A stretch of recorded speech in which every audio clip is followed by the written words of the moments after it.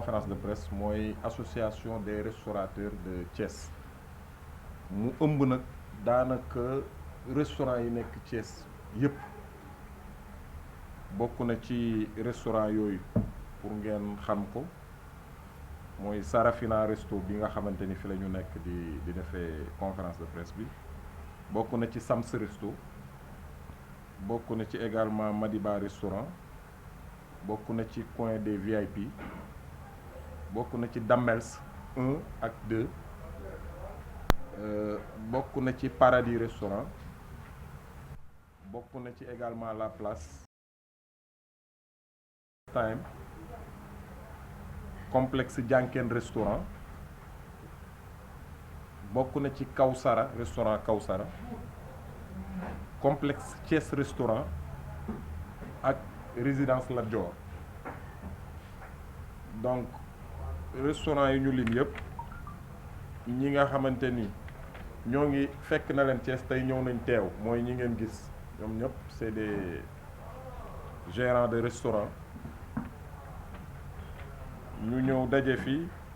pour waxtaan ak presse bi parce que ñun ñëpp xam nañ ne jamono ji àdduna bi dafa traversé benn crise muy mbas bu am ci àdduna bi laal àdduna bi yëpp ba law ba yegg ci Sénégal donc bi mu ñëwee Sénégal it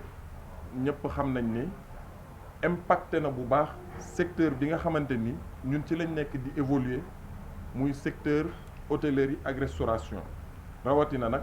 restaurant yi alors président de la République ci mesure yi mu jël ku dégg ay discours am daf ci citer nommément les restaurants à plusieurs reprises wax na ko ay yoon nii am na ay fonds yuy jël jagleel ko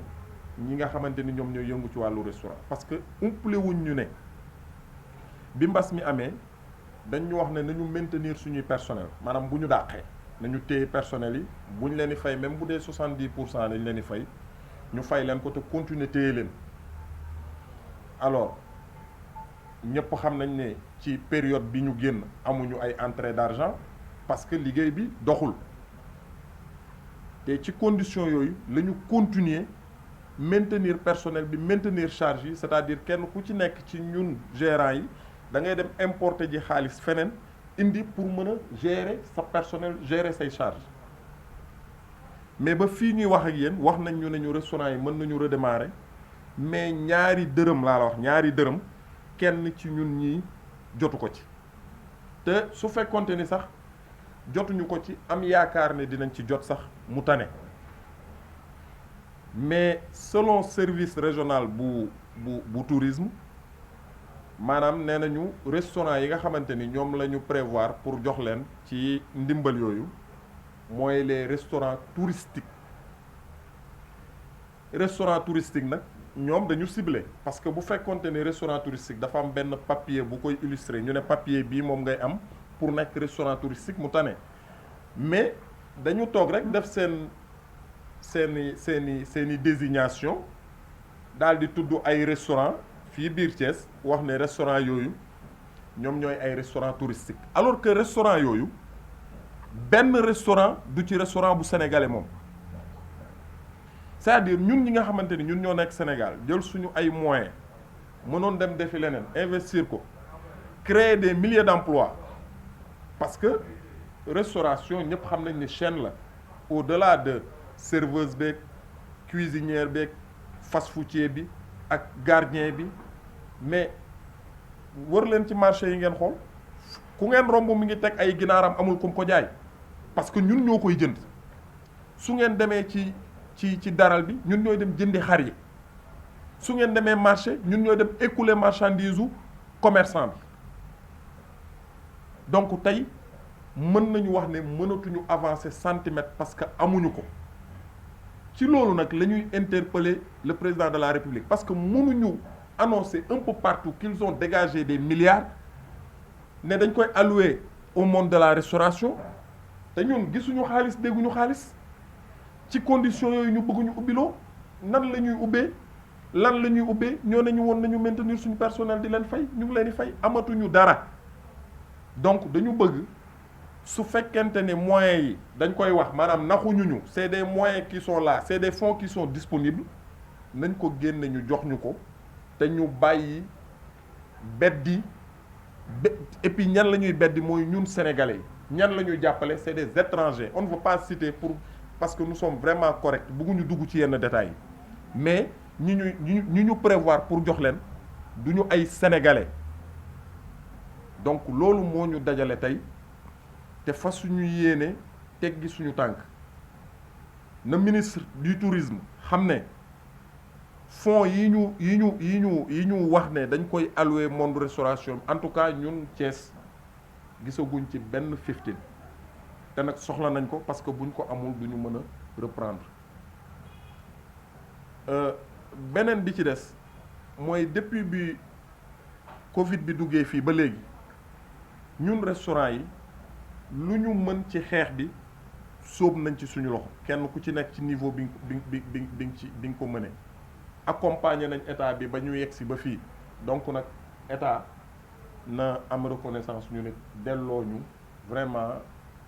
ni ñu ko gunge moom it nañu gunge comme ni ñu ko annoncé donc voilà un peu lii nga xamante ni moom moo waraloon motifu conférence de presse bi donc nous interpellons directement le président Macky Sall nous interpellons le ministre du tourisme bu fekkente ne mën nañu dalal mu dalal ñu ci nu mu gën a gaawee parce que fi mu nekk nii lii gars yi di wax naan ku bëgg a dee moom nu ñu mën a gaawee ci say mbir rek mu gën a baax voilà un peu. nekkul ne yéen da ngeen ci xaw a yàkkamti tamit parce que duñu ko tànk sax parce que annoncé nañu wala xaaral ba affaire yi génn. soo dee xool annonce bi def nañ ko depuis le début bi ñu annoncé ak léegi mat na ñetti weer démb ñun ñëpp suivre nañ conférence de presse bi nga xamante ni ministère de l'intérieur des transports ak bu culture ñoom ñoo ko seq mais li nekk ci monde culture ak monde transport bi nekkul ci monde restauration transport a gën a naqaree organisé ñooñu gën a bari fuuf te seen ministre wax na ni dinañu jot seeni fonds à partir de la semaine prochaine te pourtant les 3 milliards conseil des ministres bu mercredi bi lañ ko annoncé donc pourquoi ñun ñu annoncé ñu 3 mois ci ginnaaw c'est-à-dire ñun su fekk waxuma man c'est dafa mel ni déggu leen li ma wax dama ne ñun bu doon ñun am nañu yaakaar sax mu tane mais dañ nañu ñun bokkuñu ci ñi ñu war a dimbali te su fekkoonte ni dañ nañu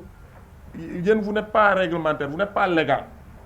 mais vous n'êtes pas des restaurants touristiques kan mooy désigner restaurant touristique nan lañ koy désigner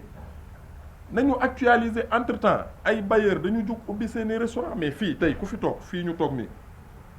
mais lan moo ko différencier ak beneen restaurant bu ñuy tudd à côté ne moom mooy restaurant touristique te ki ko moom du sénégalais c'est-à-dire yiy xew ci yeneen dëkk yi maa ngi bëgg a comprendre parfois yeneen dëkk ay nit jóg di révolté wu di dal ci kaw ay yeneen étranger parce que tout simplement façon yu mel nii moo tax mais am na loo xamante ni ñun duñ ko def donc dañuy attirer l'attention de l'autorité na président de la république wax ak ministre du tourisme mu lijjanti suñu problème su fekkente ne nag seen yéene mooy ñun ñu tëj suñuy restaurant mais nañ ñu ko wax y a pas de problème. laaj bi ñu ko mën nag bon bu ñu demee ba jël Jakarta nga xam ne nekkaguñu en règle même su fekkee état de ko toléré depuis 2011 ñu jox leen 450 millions te parce que à côté amoon na benn pression bu ñu teg ñoom peut-être yéen je dis pas que vous êtes plus responsable que ñoom bu ngeen wàcc di tànn na mais ñoom def nañ ko ba ñu non seulement ñu autorisé war leen ñu daw mais ñu jël 450 millions ci suñu xaalis jox leen annoncé leen ko dégg yéen est-ce que du tekkaaral bi mu leen yóbboo ji beneen bi est-ce que yéen seen association bi ñu nekk Thiès xayma ngeen impact bi nga xam ne corona bi laal na leen ko ngeen dem jox ko kilifa yi parce que am na comité départemental am na comité régional parce que gis nañ yeneen corps de métier yu ko def xool impact bi li mu leen laal ñu xayma ko dem def ko gouverneur ñoom ñu remonté ko ba su monde de la culture 1 million lañ leen joxoon pour toute la région de Thiès delawuñu ko dañ ko jël mais continuer xeex bi ba démb ñu yokkalal leen li ñu leen yokkal donc boobu laa bëggoon laaj est-ce que yéen a ngeen xaar parce que weesugul parce que bu ñu fàtte président 1000 milliards lañ ko jox xaalis Sénégal la te yéen ci ngeen bokk. waaw c'est vrai que dama doon bañ tudd Jakarta yi comme que suñu ay frères lañ nekk ci dëkk bi tudd leen ñu foog ne sax dañuy man maa leen tudd waaw si loolu laa dama ne bi may wax sànq sama xel mi ngi woon ci ñoom mais peut-être man maa leen doon bañal mais comme que posé nga ma question ça fait le corps xam nga tey lii dañu débuté dañu commencé mais lii ñu commencé tey mooy suñu première sortie donc yamale wuñ ko fii tey dañuy alerter l'autorité wax ko pour ñu régler problème bi su problème bi réglé wul it am nañu yeneen jéego yoo xamante ni bu ñu fi jógee bu ñu waxtaanee ci suñu biir am nañu yeneen plan parce que lii moom du ñu ko bàyyi la ko dañuy continuer le combat beneen bi ci des par rapport ak rencontre avec les autorités pour expliquer leen donc dajee nañ ak préfet wax nañ ko it impact bi nga xamante ni am na ci suñu ci ñun restaurant yi te déglu nañu it bu baax te wax na ni dina yegg fa mu war a yegg mais dama xalaat ne rek fu ministère du transport taxaw ne alloué nañ Jakarta 450 millions donc wax na it Ndiaga Ndiaye yi alloué nañ leen 300 et quelques millions wax ñëpp culture nga dégg ñu ne ñoom teg nañ seen benn comité pour war a dem recenser l'ensemble des acteurs kenn ku nekk ñu jox la sa wàll dama ne la ñooñu liggéey boobu moo gën a jafe ñun restaurant ñun suñu mbir dafa yomb parce que bariwuñ c'est-à-dire ñun en une journée le ministre peut recenser parce que ils ont leur service au niveau de Thiès. am na ñun Alioune Sarr mooy suñu ministre en plus c'est un Thiessois. tourisme lañ bokk donc pourquoi ñu bëgg ñu génne ci ndimbal gi alors que président annoncé na ni c'est comme si ñi ñu war a jàppale sax ñun ñi nga xam ne ñun suñuy souteneur lañ war nañu jàppale sax dañ ne ñun non yéen moom seen mbir état réglé na ko parce que dégagé na benn enveloppe pour yéen alors que ñun jotuñu c'est dañuy perte 2 fois voilà pourquoi. bi 23h bi est-ce que bon c'est vrai ba léegi tànn na yoroon nañu mais ñu bëri dañ leen xalaatoon secteur restauration ñenn ñi guddi yi da ngeen daan jaay ba yenn heures yi su ma genre ñi am na ay noctambule lañu bon dañuy faral di dox guddi est-ce que 23h bi arrangé na xam nga bu ku jógee 20h dem 23h daanaka xaw na yolom xaw na yamamaay mais bu ñu amee ba 1h 2h du matin it day gën a baax ci ñun parce que boobu ñu dàqalati mais dañuy saluer mu jógee 20h dem 21h jógee 21h dem 23h loolu vraiment d'une part am na ci benn jàppal bu ci ne jàppandal bu ci ne waaye nag su jógee 21h dem minuit ba 1h ba 2h wala ñu lever ko comme ni nga ko waxee moi je pense que loolu aussi day gën a baax ci suñu liggéey waaye yooyu yëpp bu ñu ko defee ba pare te accompagner wuñ ñu daanaka